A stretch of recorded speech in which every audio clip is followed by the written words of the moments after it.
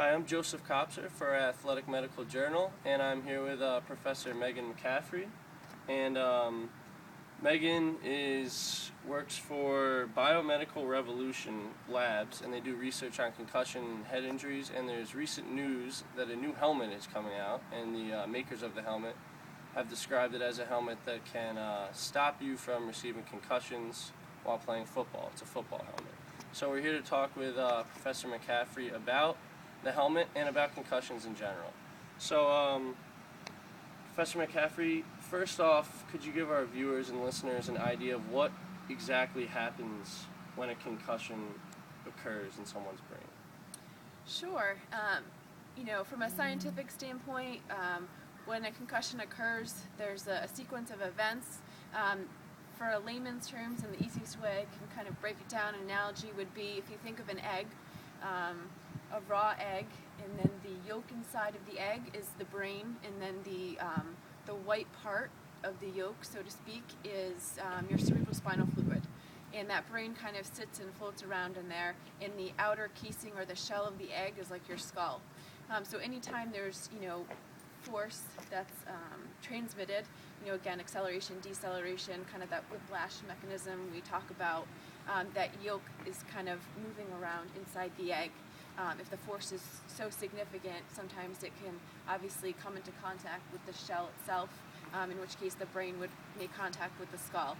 So again, this movement of the brain, sometimes very forceful, can result in a sequence of events in which there's different axons that are torn, ions that are moving around and coming out of play. So the body is out of sorts, so to speak. So, obviously, with someone that has a lot of knowledge on concussion and brain damage, brain injury, head injuries, people in your field tend to question whenever sports equipment manufacturers claim that they have a helmet that will stop concussions. Could you explain why a helmet necessarily isn't in place for concussions? Sure. So a lot of times, again, if you look at the evolution of helmet development, helmets were really developed out of a necessity to prevent skull fractures. So again, that's a break in the bone, which kind of houses that brain. We see concussions resulting more from an acceleration, deceleration type of a force, which is, again, what the motion is that the body is doing. Someone's going, running up and down the field, if they're falling back and hitting their head on the court or the ice or the turf, again, that brain is moving. And the helmet's not really going to stop the movement of the head or stop the movement of the brain within the skull. So these claims that there are helmets out there that can prevent concussions really is false. Can it prevent skull fractures? That would be much more believable from my aspect. But in terms of a true concussion prevention, again, it's not stopping that movement of the brain within the skull. So, you guys that do research on this, and would you say the research on concussions has been ramped up over the past 10 years? Probably a lot more information's been coming out. But people, normal people, regular people who aren't doing research, they don't seem to know the effects and causes of concussions. Is there anything that you can speak to that about? Maybe lack of education on the matter, or just sports having some sort of feeling about them that they don't seem to care about concussions? Yeah, I think, again, there's a heavy emphasis of research in the area of concussions over the past 10 years.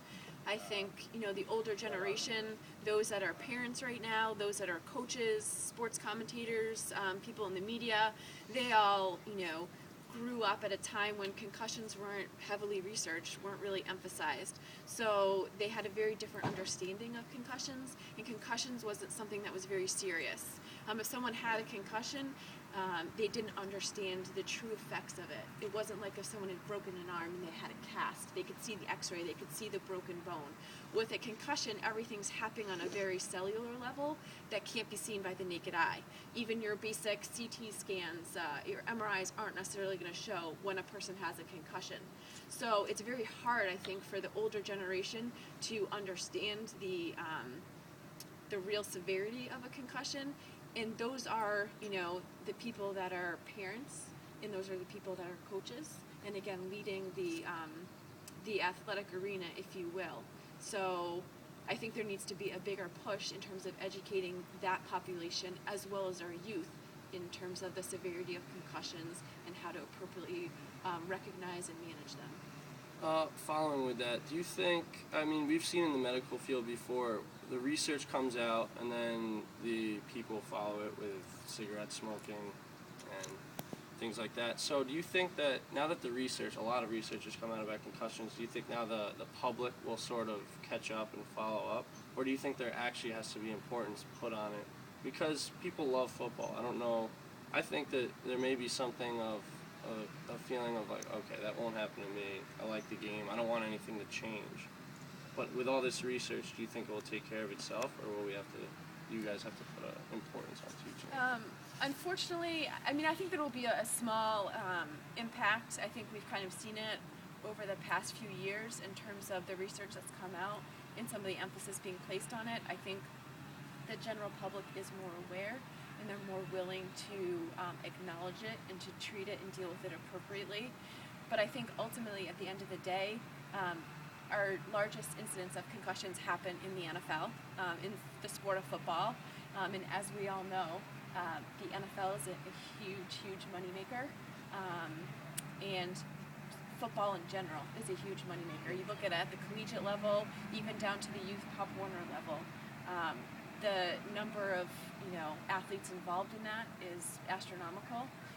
So I don't think that there will be huge strides made until there are mandates that come down from legislation.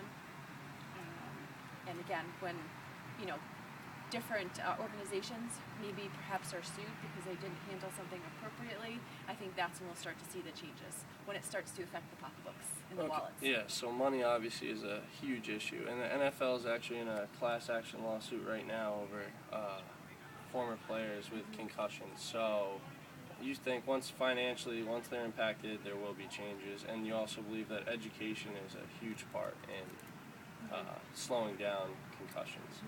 I mean, again, we like to talk about education and educating the youth and how they're hitting and, getting them into good habits now so that by the time that they're, a teenager age when, the brain is extremely vulnerable, that they've developed these appropriate techniques and habits so that their brain is not as much at risk. However, we also know that a lot of times things stem from the top down, and until you make changes at the top level, if you look at all these young kids to teenagers to collegiate athletes, they all strive and dream to be in the NFL. So until the people that they've glorified and looked up to their entire lives make changes, I don't know that we'll see it. All right, thank you very much, Professor You're welcome. McCaffrey. I really, really appreciate Thank it. you. Thank you, guys.